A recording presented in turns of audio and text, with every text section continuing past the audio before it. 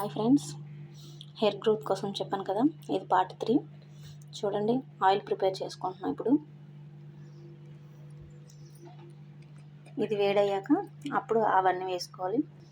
Hi friends, చూడండి oil బాగా వేడిగా ఉంది.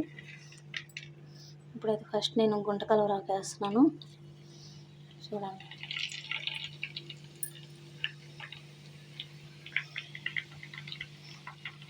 గుంట కలవరాకు అంటే భృంగరాజు హెయిర్ ఆయిల్ తయారు చేస్తారు కదా, వీటితోనే తయారు చేస్తారంట. నాకు తెలీదు, వేరే వాళ్ళు చెప్పారు. తర్వాత కరివేపాకు వేస్తున్నాను.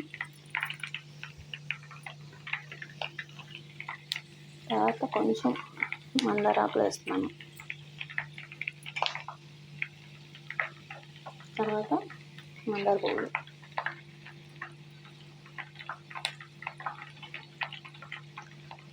అలోవేరా,